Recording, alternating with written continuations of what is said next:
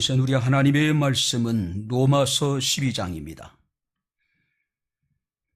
로마서 12장 9절부터 13절 말씀까지 제가 봉독을 해드리도록 하겠습니다.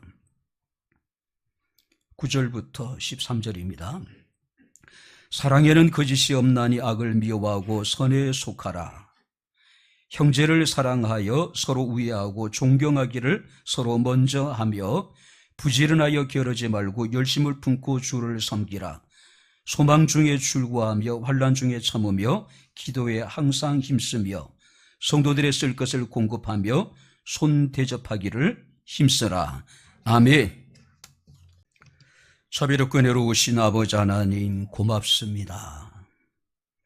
오늘도 거룩한 주의 날 마음을 모으고 뜻을 모으고 정성을 모아 주를 예배하게 하시고 또 이 시간 하나님의 살아계신 말씀을 청종할 수 있는 은총을 베풀어 주심을 감사합니다.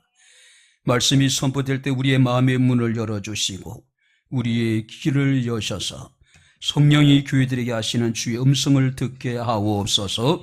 예수님 이름으로 기도하옵나이다. 아멘. 할렐루야. 자, 우리 옆에 있는 분들 하나님 우리와 함께 하십니다. 인사하겠습니다. 하나님 우리와 함께 하십니다. 할렐루야. 에머슨이라는 사람은 열심 없이 성취된 위대한 일은 하나도 없다라고 이야기를 합니다. 그러니까 세상에 열심 없이 되는 일이 없다는 이야기가 되겠죠. 자, 그렇다고 우리가 열심히 일을 한다고 해서 모든 것이 다 우리가 성공할 수 있는 건 아니겠죠. 사람의 경영이 우리에게 있다 할지라도 바로 하나님께서 우리를 돕지 아니하시면 우리의 그 열심이 결코 우리가 기대하는 좋은 열매를 맺을 수는 없을 것입니다. 자, 그러나 어찌됐든 간에 이 땅에 살아가는 동안에 가장 중요한 것은 우리가 열심을 갖는 것이 아닐까 생각이 됩니다. 우리가 이사야서 9장 7절 말씀을 보게 되면은 하나님께서 우리를 구원하심도 하나님의 열심 때문이었다라고 말씀을 하고 있습니다. 진퇴양난의 위기 속에서 홍해에서 하나님께서 이스라엘 구원하심도 하나님의 열심 때문이고 여호사밧 시대에 모압과 암몬과 그들이 동맹을 맺어 유다를 침공했을 때에 유다를 구원하신 것도 결국 하나님의 열심이었기 때문이라고 성경에 기록하고 있습니다. 자, 하나님이 우리를 향한 열심을 가지고 있듯이 하나님께 온전히 헌신된 성도들의 삶의 특징이 뭐냐면은 그들은 열심을 가진 사람들이었다라고 하는 사실이에요.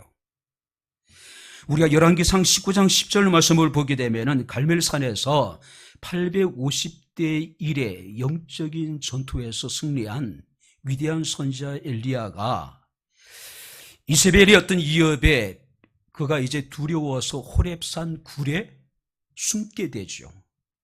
그때 여호와께서 엘리야를 찾아오셔서 어찌하여 내가 여기 있느냐라고 묻고 계십니다. 그때 엘리야가 대답하기를 내가 만군의 여호와께 열심히 유별하오니 그들이 나의 생명을 찾아 죽이려 하나이다. 여호와를 향한 엘리야 선지자의 열심이 유별났다고 이야기를 합니다. 개역성경에서는 특심이었다라고 이야기할 정도였어요.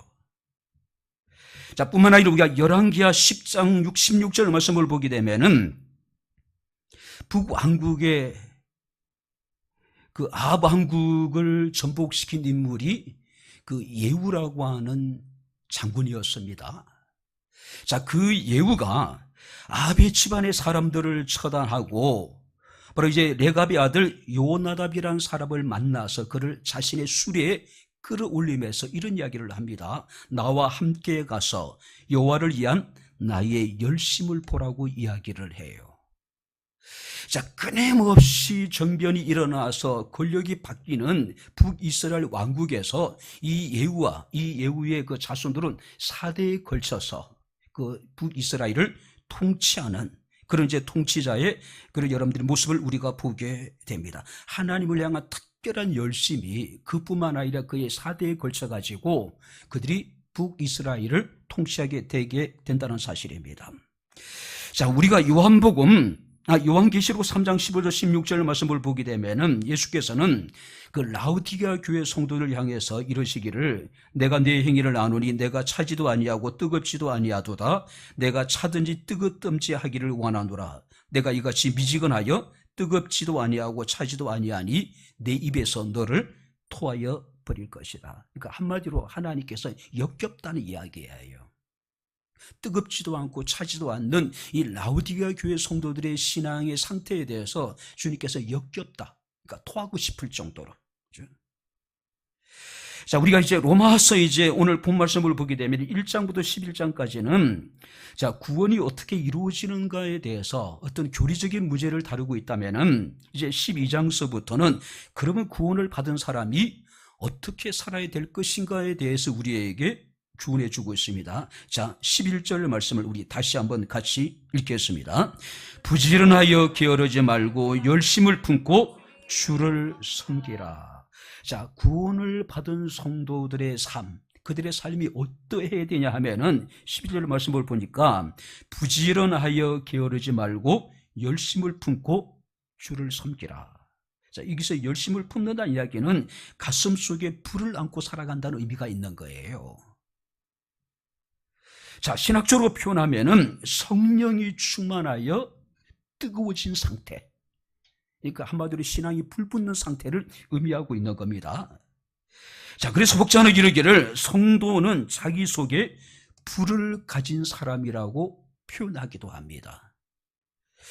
우리가 예레미야 20장의 말씀을 보게 되면은 예레미야가 하나님의 말씀을 전하니 너무 고통스러웠어요. 너무 힘이 듭니다. 핍박이 너무 커요.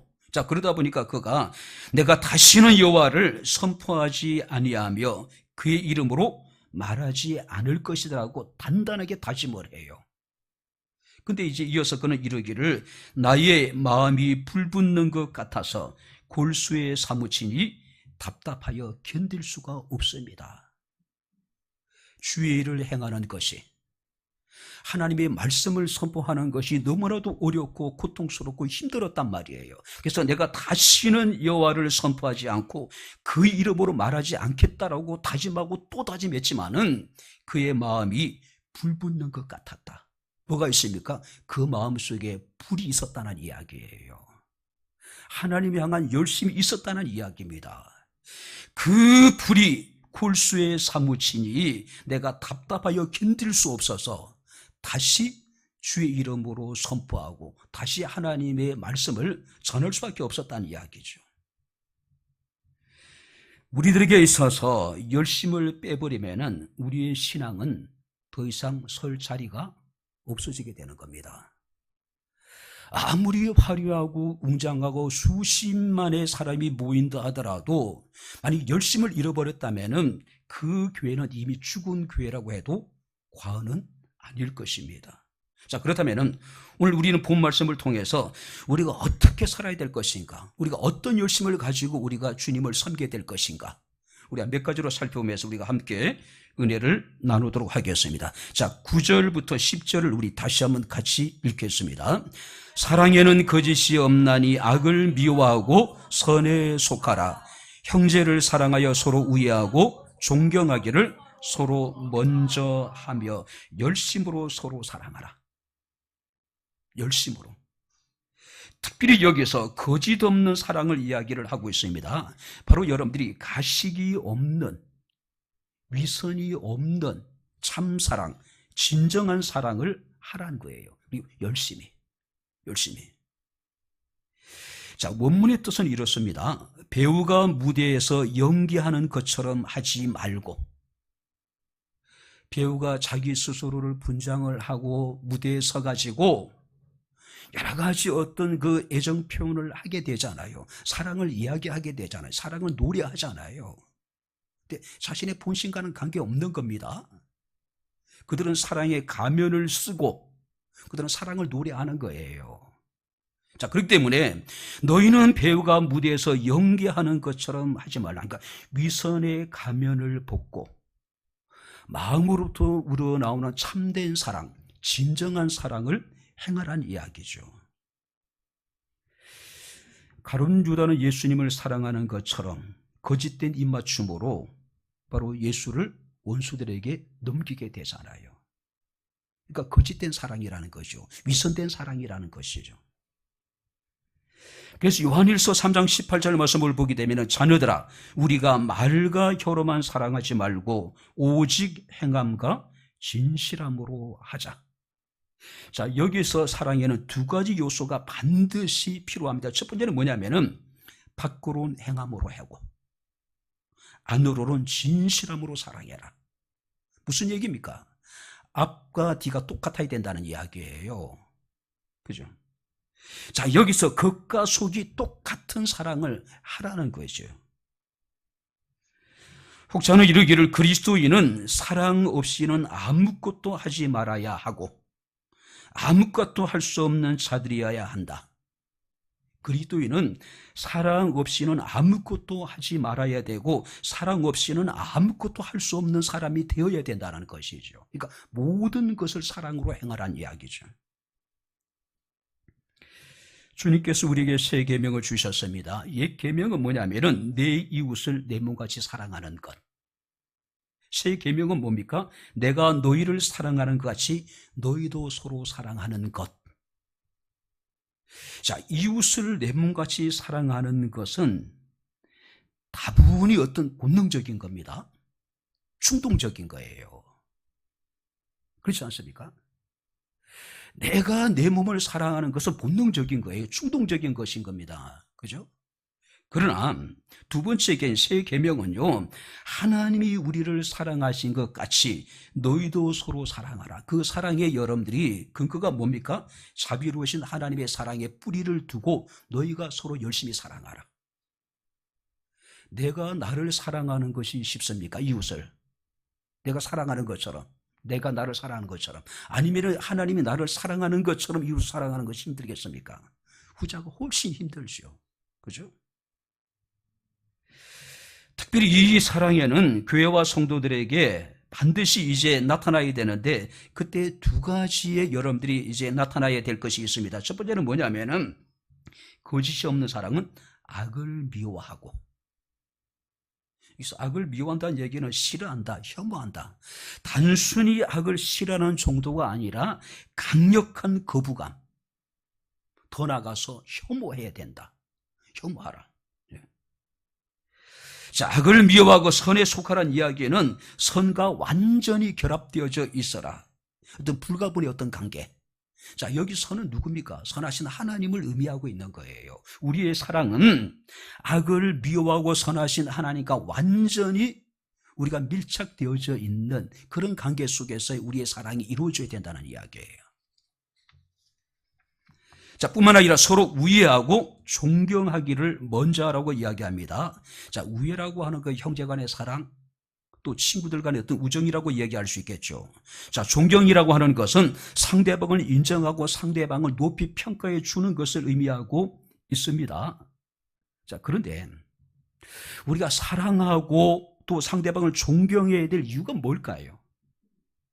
그 사람이 어떤 개인적인 인격이나 그 사람의 능력이 탁월하기 때문에 우리가 그를 사랑하는 것이 아니고 그를 우리가 존경하는 것이 아니라 우리와 같은 하나님의 은혜를 입은 자이기 때문에, 예수 그리스도의 십자가의 피 흘리심을 통해서 구속을 받은 사람이기 때문에 우리는 이웃을 내 몸같이 사랑이 될 뿐만 아니라 더 나아가서 하나님이 우리를 사랑하신 것처럼 우리도 이웃을 사랑해야 된다는 이야기죠. 누가복음 18장에 보게 되면 바리새인과 세리가 성전에 가서 기도합니다. 성경 말씀을 보게 되면 그들은 따로 서서 기도해요. 자, 우리가 인간적인 견지에서 본다면 세리가 죄인이고 바리새인은 의로운 사람입니다. 자, 바리새인은 일주일에 이틀씩 금식을 했습니다. 소득의 11조를 하나님 앞에 드렸어요. 그의 삶은 상당히 경건하고 의로운 삶이었습니다. 깨끗했어요. 자, 그래도 불구하고 예수님의 평가는 뭡니까? 세리가 바리새인보다 더 의롭다 하심을 받았다라고 말씀하고 있는 거예요. 자, 바리새인에게 문제가 뭐였습니까? 바로 그 기도 속에 그 문제가 들어있는 겁니다. 한번 들어보세요. 하나님이여, 나는 다른 사람들 곧 토색, 불의, 간음하는 자들과 같지 아니하고 이 세리와도 같지 아니함을 감사하나이다. 같은 동족이에요. 그래도 불구하고 이 바리새인의 생각 속에는요, 그 기도 속에는 세리에 대한 형제의식이 전혀 없는 겁니다. 이들과 같지 않음을 감사합니다. 내가 이 세리와 같지 않음을 감사합니다. 철저하게 그들로부터 자기 자신을 분리시키는 거예요. 자기 자신으로부터 그들을 분리시켜 버리는 거예요. 뭐 때문입니까? 형제에 대한 생각이 전혀 없는 거예요. 그렇죠? 특별히 성경 말씀을 보게 되면 형제에 대한 사랑은 안으로는 우애라고 이야기합니다. 밖으로는 뭐냐면은 존경이라는 거예요. 그래서 형제를 사랑하고 서로 우애하고 존경하기를 서로 먼저 해라. 형제를 사랑하되 내적으로는 바로 여러분들이 우애하는 것이고 외적으로는 상대방을 존중해주고 여러분들이 인정해주는 것. 근데 이 바리새인의 모습 속에는 전혀 그런 모습을 찾아볼 수가 없는 것이죠.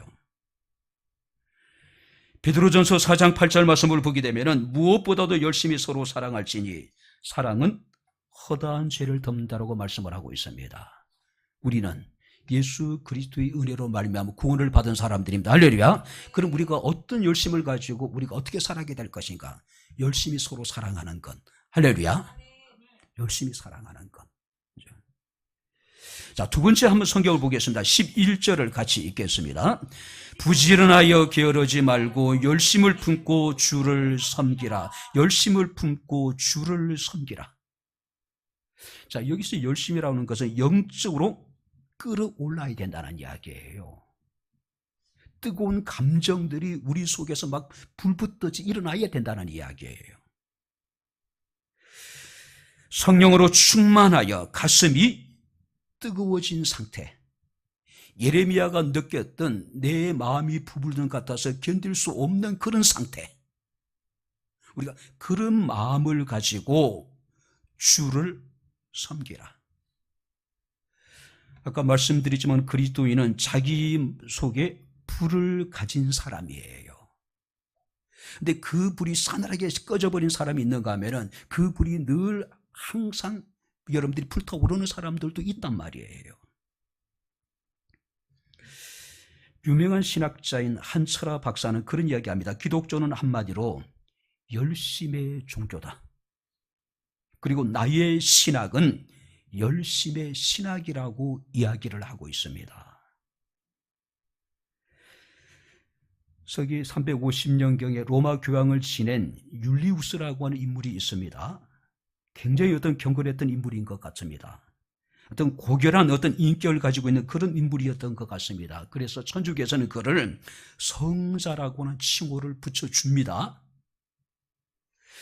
어느 날 이 율리우스가 잠을 자다가 꿈을 꿉니다. 꿈속에 어떤 사람이 찾아와요. 자, 율리우스는 그에게 자신의 하나님을 위한 열심을 막 자랑해요. 그때 꿈속에 나타났다는 사람이 율리우스에게 이야기합니다. 당신의 그 열심을 좀 내게 좀 보여달라. 그래서 율리우스는 자기 가슴 속에 있는 뜨거운 열심을 꺼내서 그에게 보여줍니다. 그러다 이제 그 열심을 이제 저울에 달았더니 100근이 나간 거예요. 100근.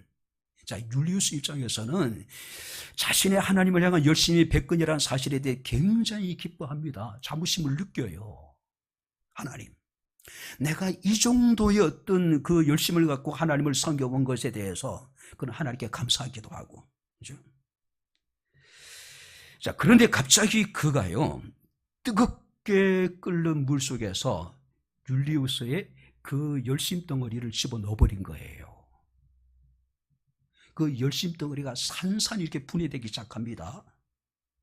그리고 이제 그가 꿈속에 나타난 사람이 이제 그 율리우스의 열심 덩어리를 성분을 이렇게 이제 분류를 한 겁니다. 야심이 30건, 자기 자랑이 25건, 명예심이 40건, 하나님을 향한 사랑이 5건. 대단한 것 같았는데 실제적으로 하나님의 사랑에 근거한 그의 열심은 100건 가운데 5건밖에 되지 않는다는 것이죠. 열심 속에 들어있는 주님을 사랑한 그의 열심을 보고 그는 깊은 좌절과 절망감을 느끼고 부끄러움을 느꼈다라고 이야기를 합니다. 오늘 하나님을 향한 여러분들의 열심을 하나님의 저울에 단다면은 얼마나 나오겠습니까? 우리가 열심을 내는 것도 중요하지만요, 그것이 누구를 위한 열심인지, 그 열심이 무엇에 대한 열심인지를 우리가 분명히 여러분들이 분별해야 되지 않을까요? 올바른 믿음에 근거하지 않는 열심은 오히려 많은 피해를 가져다 줄 수밖에 없죠. 자신의 뜻을 이루기 위한 열심은 교회와 성도들에게 많은 어려움을 가져다 줄 수밖에 없는 겁니다. 1980년도에 미국 어떤 목사님이 그런 얘기를 합니다. 기독교가 그리스에 넘어가서 철학이 되고, 기독교가 로마에 넘어가서 제도가 되고, 기독교가 유럽에 넘어가서 문화가 되고, 드디어 기독교가 미국에 넘어가서 기업이 되었다. 근데 한국의 어떤 영화 감독은 여기다 한 가지를 더 붙였습니다. 기독교가 한국에 넘어와서 대기업이 되었다. 저는 여기에 한 가지를 더 붙이고 싶어요. 대기업에 된 기독교가 오늘날 추구하고 있는 것이 무엇일까요? 재벌입니다. 재벌이에요. 뭔가 목회자들이 열심을 가지고 있고 성도들이 열심을 가지고 있는데 그 열심이 누구를 위한 열심인지, 목회자의 그 열심이 무엇을 위한 열심인지 한번 우리가 고민을 해봐야 되지 않을까요?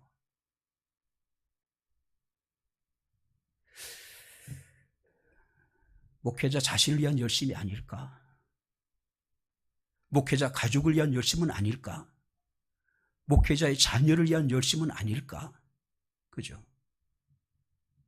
교회 성장에 아무런 역할을 하지 않는 목회자 자녀들이 성도들의 땀과 눈물과 거룩한 희생을 통해서 일어난 교회의 모든 것을 다 상속받는 일,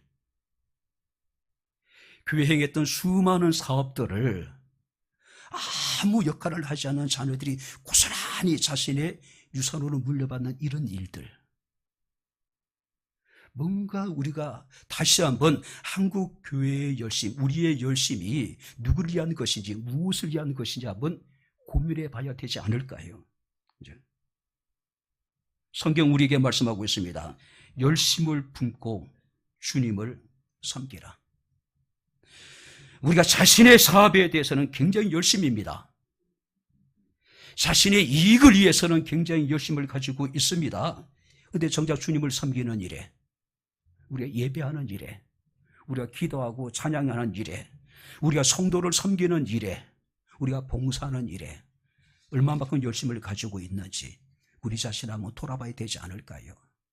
그리스도의 은혜로 말미암아 구원을 받았습니다. 열심히 사랑해야 되는데, 열심을 품고 주님을 섬겨야 되는데 그 사랑이 자기 사랑이고 그 열심이 자기를 위한 것이라면은 과연 하나님께서 우리의 열심을 기쁘게 받으실 수 있을까?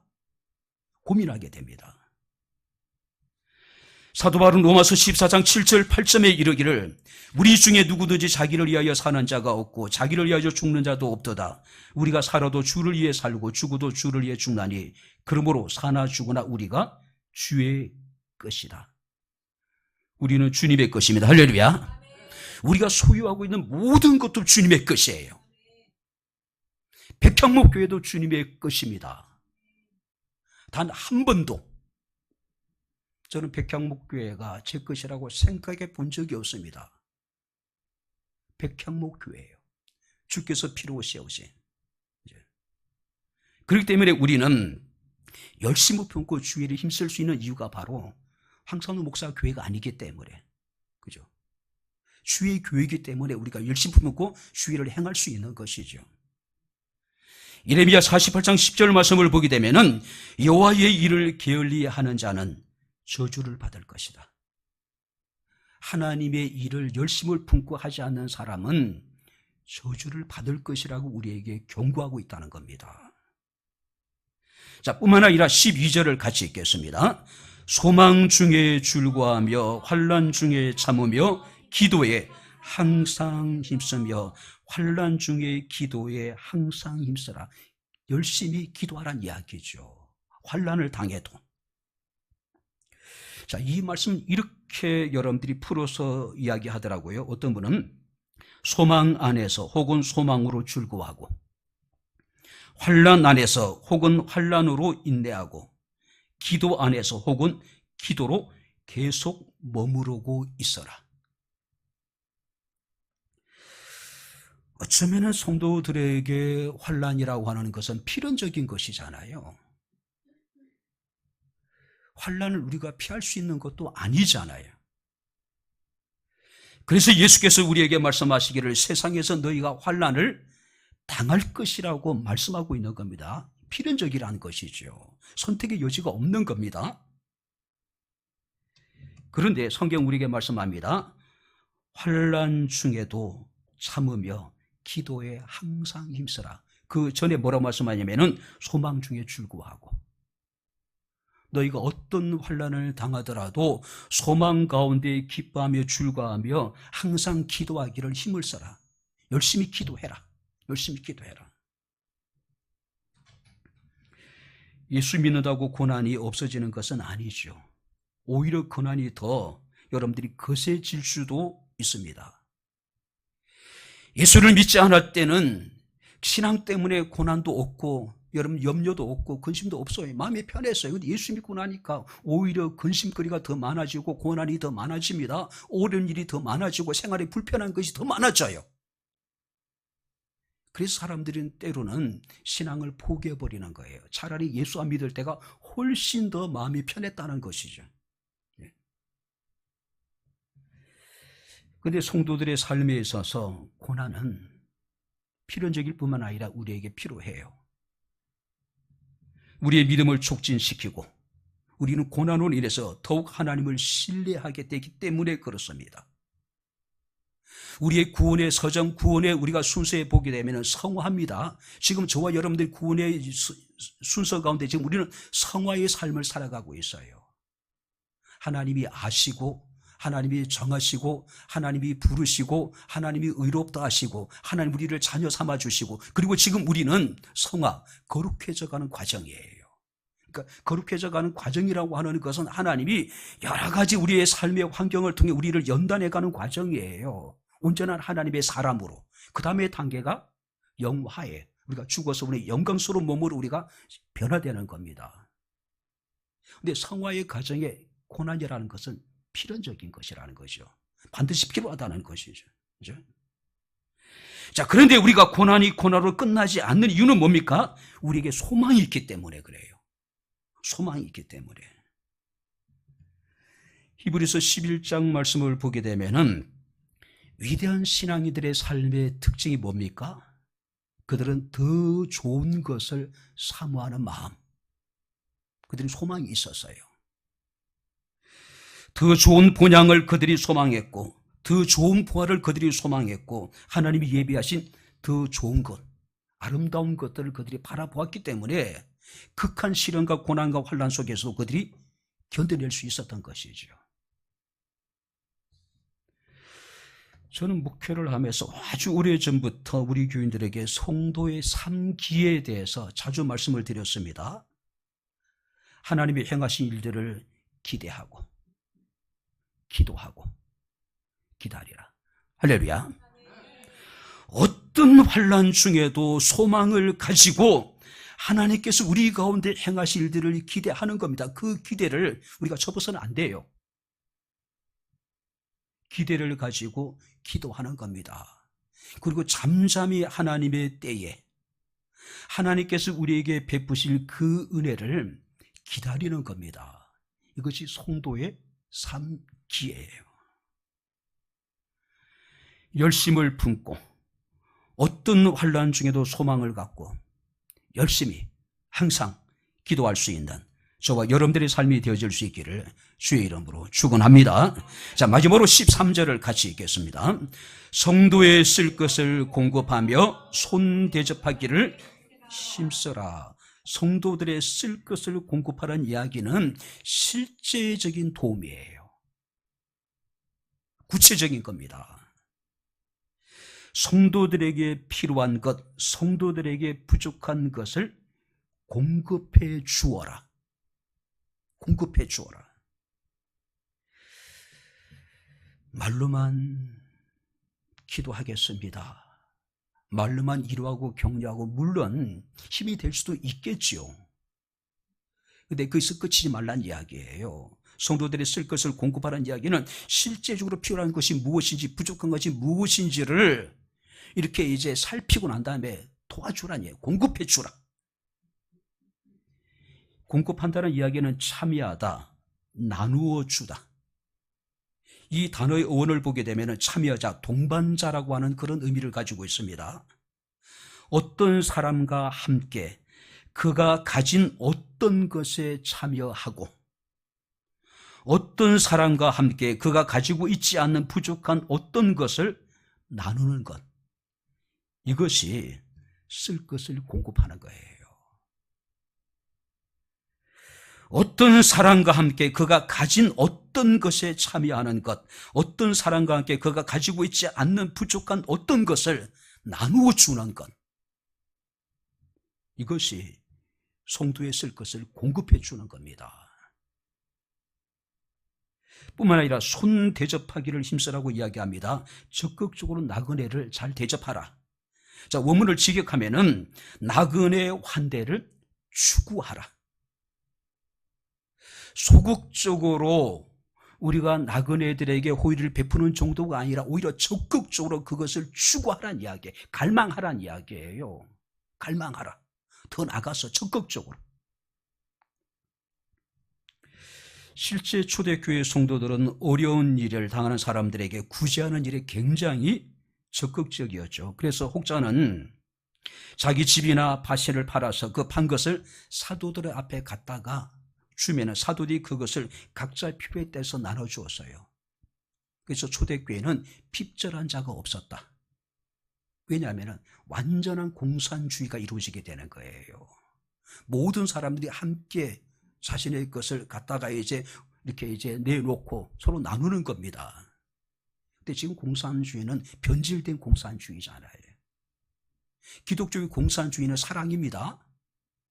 근데 여러분들이 우리가 정치적 공산주의는 물리적인 힘으로 있는 것을 빼앗아 가지고 분배하잖아요. 근데 분배라도 잘 이루어지면 괜찮은데 일부 권력자들만이 모든 것을 독식하잖아요. 예.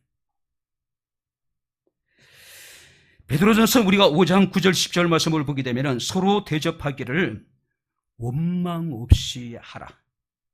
히브리서 13장 1절 2절 말씀을 보게 되면 형제 사랑하기를 계속하고 손님 대접하기를 한번 따라해 보시기 바랍니다. 잊지 말라.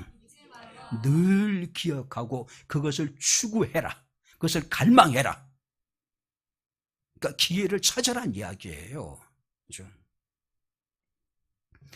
누가복음 6장 31절 38절 말씀을 보게 되면은 남에게 대접을 받고자 하는 대로 너희도 남을 대접하라. 주라 그리하면 너에게 줄 것이요 곧 후히 되어 누르고 흔들어 넘치도록 하여 너희에게 안겨주리라. 우리가 손님 대접하기를 추구하고 갈망하면은 하나님께서 친히 우리에게 후히 되어 흔들어 넘치도록 하여 우리에게 안겨주겠다. 물론 그것을 기대하고 우리가 대접하는 건 아니겠죠. 마태복음 10장 41절 말씀을 보게 되면은 선지자 이름으로 선지자를 영접하는 자는 선지자의 상을 받을 것이고 의인의 이름으로 의인을 영접하는 자는 의인의 상을 받을 것이다. 주의 이름으로 작은 소자에게 냉수 한 그릇 대접한 것도 그 상을 잃지 않을 것이다. 중요한 것은요, 내가 누군가에게 필요한 것을 나눌 때 그 상대를 우리가 어떤 존재로 우리가 인식하고 그것을 나누냐에 따라서 우리가 받는 상급이 달라요. 우리의 도움을 절실하게 필요로 하는 사람을 그냥 내가 도와줘야 될 가난한 한 사람으로 여기지 않고 마치 그를 선지자 중에 한 사람으로, 의인 가운데 하나로 우리가 주님을 공개하듯이 공개하면은 우리는 선지자의 상을 받게 될 것이고 의인의 상을 받게 될 것이고, 주의 이름으로 대접한 자들에 대해서 주님께서는 냉수 한 그릇 대접한 것도 그 상을 잊지 않을 것이다. 주님을 대접한 자의 상을 받게 될 것이라는 것이죠. 마더 테레사 수녀가 캘커타 거리에서 버려진 수많은 사람들, 그들의 상처를 씻기고 그들의 고름을 짜내며 좀 혼신적인 사랑을 베풀잖아요. 저는 못할 것 같아요. 마더 테레사도 같은 심정이 아니었을까요? 마더 테레사에게 버려진 그 사람들은 작은 예수였어요. 예수의 상처를 씻기듯이, 예수의 고름을 짜내듯이, 예수님을 돌보듯이 그런 마음이기 때문에 가능하지 않았을까요? 이웃과의 사랑의 관계가 하나님과의 사랑의 관계로 변하고 발전해서 하나님께서 보상해 주신다는 것이죠. 내가 누군가의 필요를 채우고 누군가의 호의를 베풀게 되면은 그것이 단순한 그 사람의 관계가 아니라 하나님의 사랑의 관계로 변화된다는 것이죠. 그 순간에. 그리고 하나님이 당신이 받은 것처럼 우리에게 보상해 준다는 이야기죠. 이제 말씀을 마치도록 하겠습니다.